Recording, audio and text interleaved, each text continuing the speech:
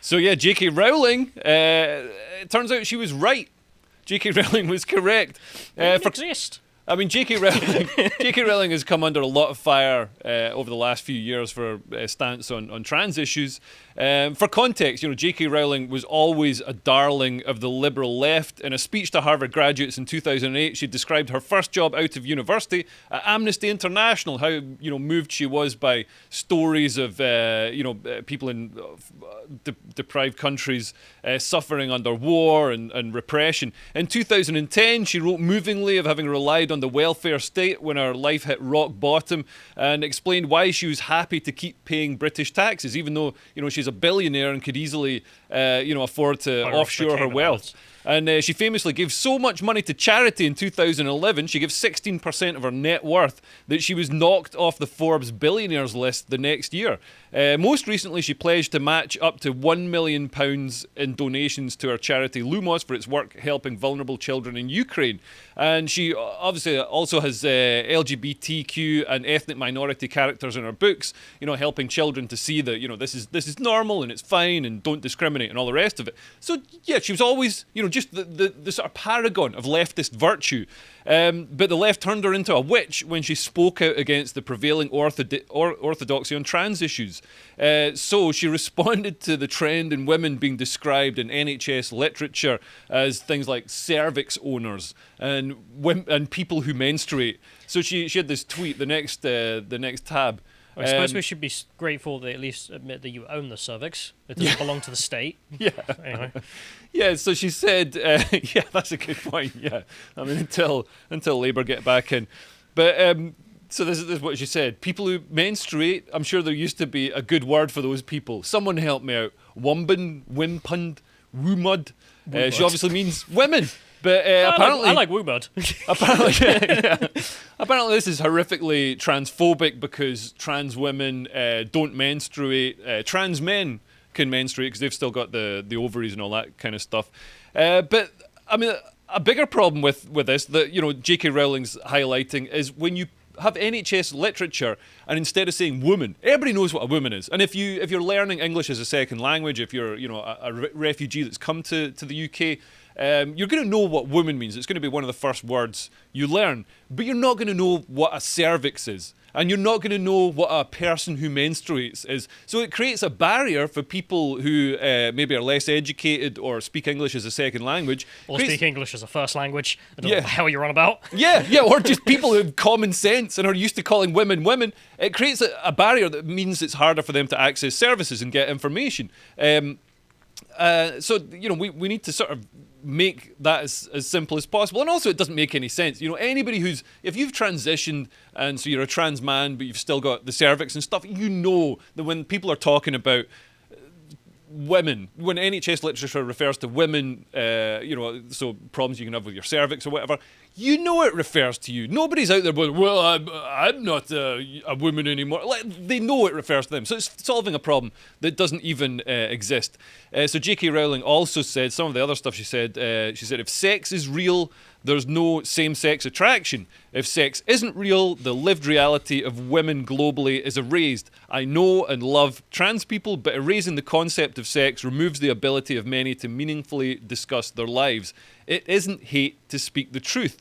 The idea that women like me, who've been empathetic to trans women for decades, feeling kinship because they're vulnerable in the same way as women, i.e. male violence, the idea that we hate trans people because they think sex is real, because we think sex is real and has lived consequences, is a nonsense. I respect every trans person's right to live any way that feels authentic and comfortable to them. I'd march with you if you were discriminated against on the basis of being trans. At the same time, my life has been shaped by being female. I do not believe it's hateful to say so. So not exactly ISIS in her attitudes to trans people. She's very supportive of trans people. She'd march alongside them.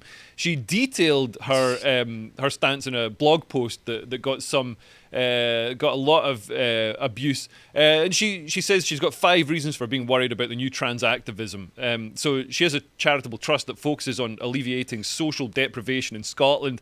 I mean, there's a lot there. With a particular emphasis on women and children. Among other things, Her trust supports projects for female prisoners and for survivors of domestic and sexual abuse. I also fund medical research into MS, a disease that behaves very differently in men and women. So biological sex matters when it comes to MS. I love how all of this is... It was almost dangerously close to a Jaden Smith tweet. It's like, how can sex be real if trans women are real? Yeah, literally.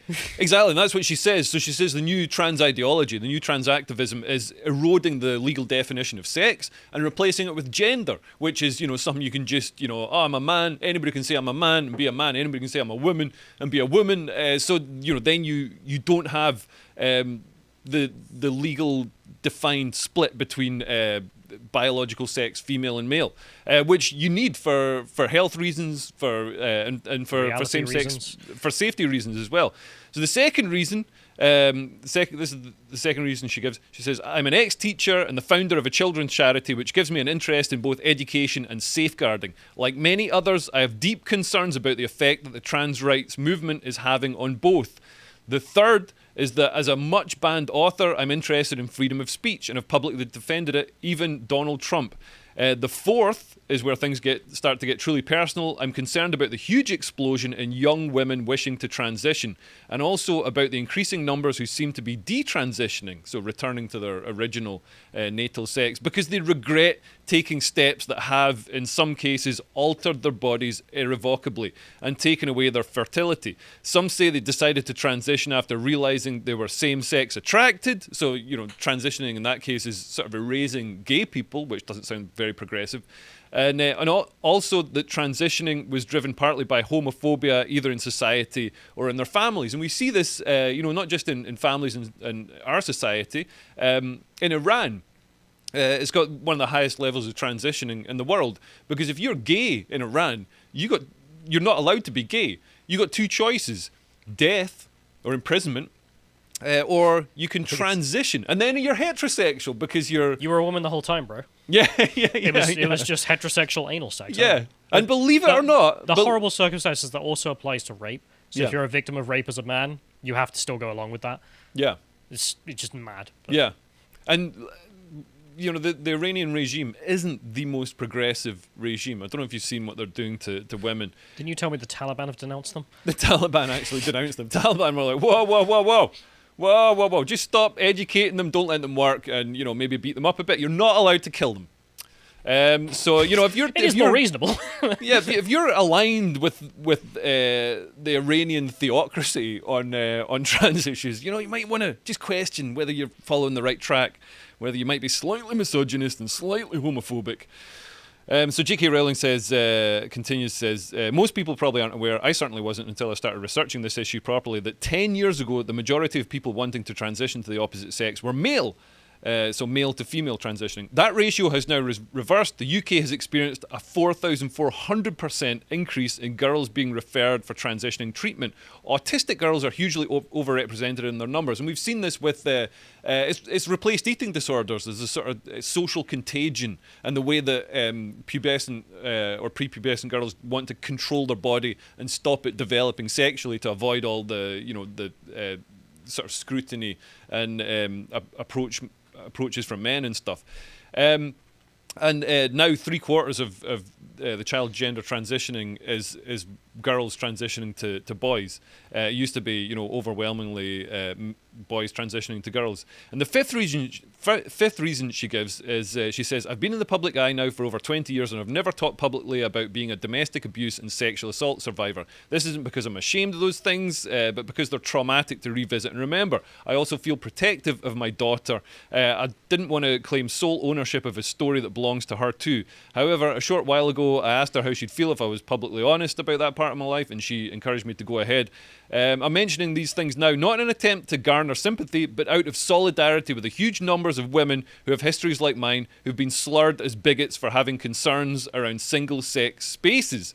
So her issues around single-sex spaces and safeguarding women and children, and also the explosion in child gender transitioning and young girls transitioning, these seem pretty valid. However, the responses have been absolutely demented. So a lot of people apparently, grew up. A lot of trans people grew up reading Harry Potter. They like to escape to fantasy land, making no parallel there whatsoever. So somebody said, I think on the next tab or two tabs time, I decided not to kill myself because I wanted to know how Harry's story ended. For a long time, that was all that kept me alive. What?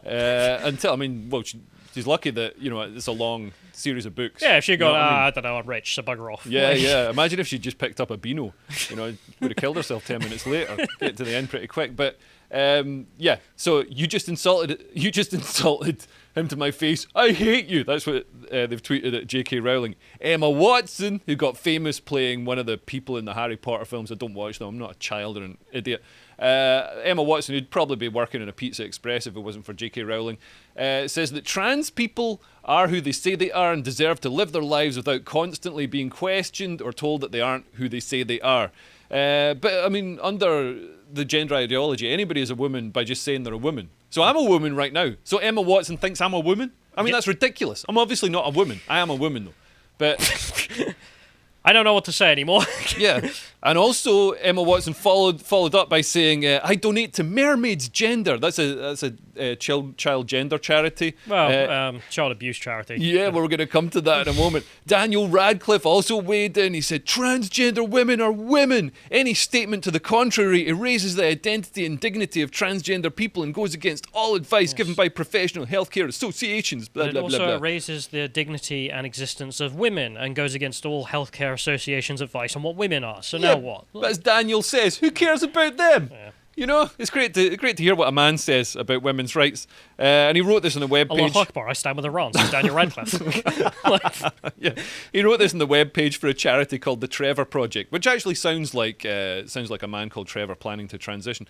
Eddie Redmayne, who is in another Harry Potter spin-off, he said, respect for transgender people remains a cultural imperative. I mean, that's very compelled speech. This very sort of Chinese cultural revolution. You must believe this. So he disagrees with J.K. Rowling. Trans women are women, trans men are men, and non-binary identities are valid. Yeah, well, I'm a woman, Eddie. I'm a woman. Look at my beard. Look at my grey beard.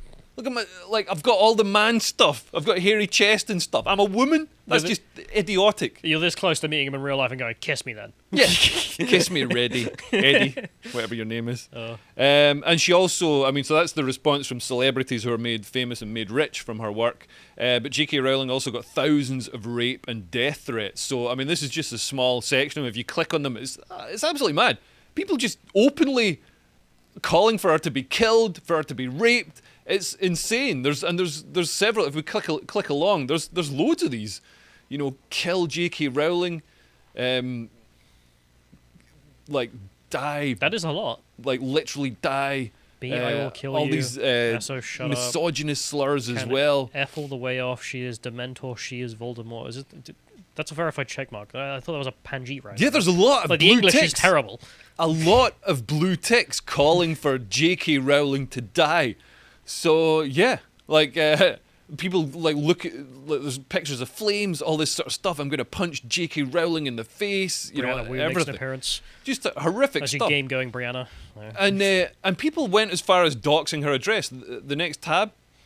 She got a pipe bomb threat, like a credible pipe bomb threat, which was dealt with by the police. And the next tab shows people. Maybe we don't have it, but people doxed her address, and obviously, so they took photos of themselves outside her home, and obviously she's a billionaire, so she can afford a security guard and stuff. But then this level of hateful malevolence and doxing, attempted murder with the pipe bomb. Yeah, it silences anybody who can't afford security, which is most of us. So all the people like Maya Forstater, all these people, people are afraid to speak their true opinions because they're going to get all these mad, trans activists coming after them, threatening them with death.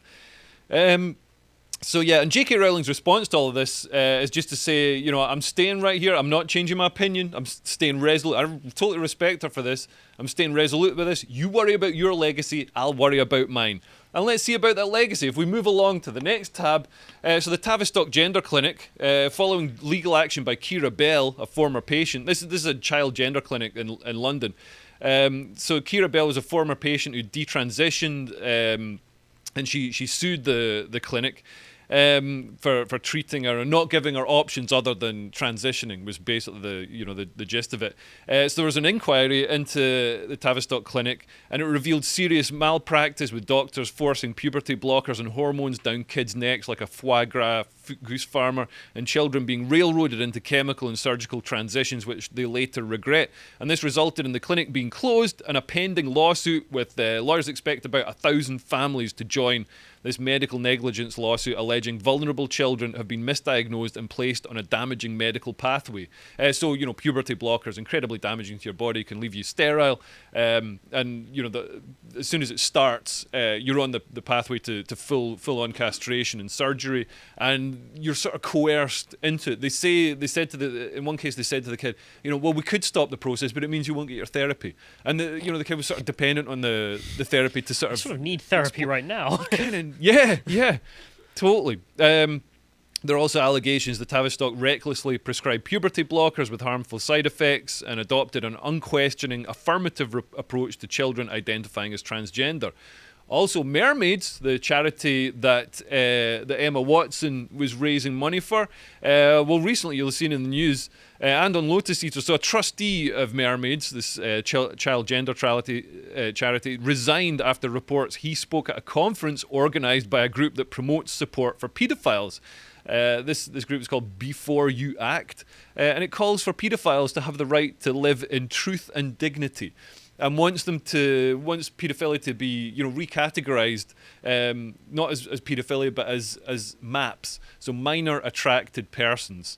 So they want to make it another sexuality and give them dignity.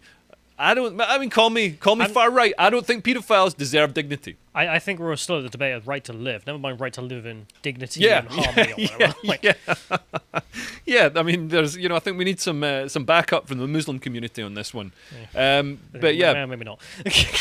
and Mermaids was also investigated on the next tab. Investigated over giving breast binders to children. These are chest flattening devices that force the breast down so the child can look like a man. The girl can look like a boy. And they sent them to children aged 13 against their parents' wishes, and telling the children, you don't need to. You don't tell your parents, which is what paedophiles say as well. You know what I mean? This whole thing is very our little secrets. Very nonce adjacent. You know what I mean? Well, it literally has nonces on its board, so... And they also told the Mermaids Online Help Centre offered incorrect advice to kids, saying that hormone-blocking drugs are safe and totally reversible. And the next one, we've got a Mermaids worker... Oh, I don't know if we've got... there's a Daily Mail link in there. The social media worker for Mermaids, he posed naked, or she or they or whatever it is... posed naked in explicit images and posted sexualized photos. And there's a link in the actual document. I didn't make it blue, so I think it got missed. But he posted sexualized photos of himself on Instagram, and this is him with a sort of dyed moustache and a skirt and a short skirt, and you can see up the skirt. Is John Thomas out? He's also, there's pictures that I've seen that we can't show in this, but he was in pretty hardcore pornography as well, with anuses and erect penises and all that. Yeah, so perfect to work with kids. So. Yeah, you know what I mean. Like it's slightly dodgy. There he is, or she is, or whatever it is you're supposed to say. And as a result of this... This is the person reporting your post for being transphobic. Yeah. yeah.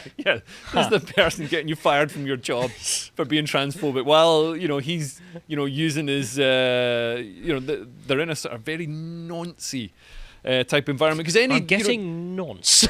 Any children's... What does that mean? Any children's charity... And if you scroll down, I think you see the picture of him in the short skirt. Any children's charity... Oh, he's dyed his moustache. Oh, she's dyed her moustache a different colour. We don't have the short skirt skirt picture, but any children's charity is going to provide an environment where paedophiles can operate, can get close to children, can sort of break the bond between child and parent, under the guise of a trusted health professional, can get that trust in children, to then abuse them. Not that I'm saying, that's what Mermaids has been doing, but, But I mean, you did have a paedophile on your board. You've got to be super careful with this stuff and, just keep it completely, I don't know, or just don't have it. With regards, so that's, child safeguarding, J.K. Rowling was proved right. There's obvious issues there. With regards to transgender people in jail, so 45% of transgender inmates in Scotland are in for sex offences, which is a pretty high proportion. And 50% of trans inmates in Scotland started their transition in jail. And some of these stories are just insane. There's a double rapist who had a sex change operation behind bars, was put in segregation at a women-only prison after making unwanted sexual advances on inmates. He transitioned in jail after being sentenced to life imprisonment and has been moved from a male-only prison to a female prison. So, man, you know what I mean? How does it feel to be Scottish? Yeah, no, that one's actually in England. Oh, damn it. Yes, sorry. And the next one is also... Can there not be 1 week where we can feel superior again? And the next tab is another case. If we go into the next one, so this is a male sex predator who was sent to HMP Newhall in England. That's a prison which houses 360 women, despite having had no surgery or hormone treatment. So still, total boner, still, no hormones that would suppress the boner. And he was a paedophile on remand for grievous, I don't know why I'm laughing, for grievous bodily harm and multiple rapes.